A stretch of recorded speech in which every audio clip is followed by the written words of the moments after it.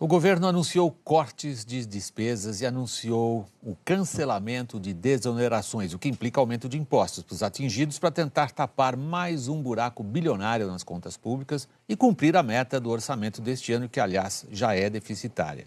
O ministro da Fazenda põe a culpa na recuperação da economia mais lenta do que esperado. Com quase 2 horas de atraso em relação ao horário previsto inicialmente, os ministros da Fazenda e do Planejamento anunciaram as medidas de ajuste no orçamento da União. Objetivo: tapar um buraco de 58 bilhões de reais para garantir o cumprimento da meta fiscal deste ano, que já prevê um déficit de 139 bilhões de reais. E para fechar essa conta, a equipe econômica anunciou novas receitas e cortes no orçamento. Para arrecadar mais, o governo reverteu as desonerações sobre a folha de pagamento concedidas no governo passado, desde 2011. A partir de julho, mais de 40 mil empresas de 50 setores da economia voltam a recolher.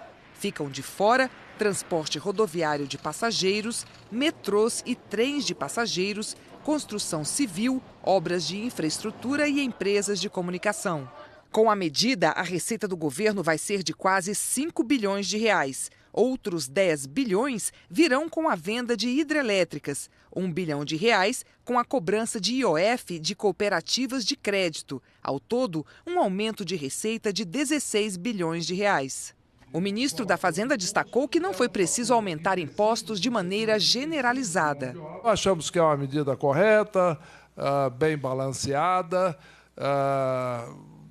houve diálogo com o setor parlamentar e também com o setor empresarial. E, principalmente, tem uma notícia muito importante para todos, que é exatamente o não aumento de impostos no sentido de criação de novas alíquotas e etc., ou eventualmente até a criação de novos impostos, mas simplesmente a eliminação de uma opção que foi adotada pelo governo anterior e que não funcionou. Do lado das despesas, o governo vai cortar 42 bilhões de reais do orçamento federal, 20 bilhões dos ministérios, 580 milhões dos demais poderes, 11 bilhões em emendas parlamentares e 10 bilhões e meio em obras do PAC. O ministro do Planejamento garante que áreas e programas importantes não serão atingidos. Na saúde e na educação, há a prevalência das aplicações mínimas. Então, esses ministérios, né, na verdade, são ressalvados por essa regra que garante a aplicação de recursos mínimos, tanto na saúde e na educação. O Bolsa Família, em particular, não tem nenhum corte, porque ele é considerado obrigatório, né? Uma vez que tem uma previsão legal e tal. O fim das desonerações de todos esses setores da economia terá de ser aprovado pelo Congresso. O governo vai precisar dos votos dos mesmos deputados e senadores que tiveram suas emendas cortadas. Um teste de fidelidade da base do governo antes das votações das reformas consideradas fundamentais pelo governo, da Previdência e Trabalhista. Economistas dizem que o fim das desonerações, isto não significa uma elevação da já enorme carga tributária brasileira. Os economistas receberam bem as medidas e reconheceram o empenho do governo em tentar cumprir a meta fiscal.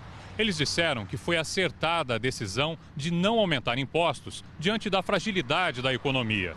Por outro lado, especialistas em contas públicas disseram que não vai ser nada fácil para o governo enxugar os 42 bilhões de reais, como pretende. Do ponto de vista de capacidade para cortar nessa magnitude, isso é muito, muito desafiador.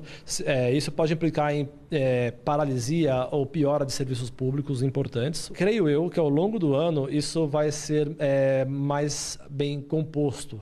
E esse corte, como será quase impossível realizá-lo, algo de novo deve surgir, inclusive em termos de aumento de imposto ou até, no limite, revisão da meta fiscal. Não existe exatamente um aumento da carga tributária. São ajustes aqui e ali de algumas distorções, mas não estamos falando de aumento da carga tributária, que é uma coisa que a sociedade hoje está pouco tolerante, não sem razão, e uma economia ainda fraca. Claro que a gente vai ver a recuperação ao longo desse ano, mas talvez seja precipitado, talvez seja um equívoco de fato aumentar a carga tributária.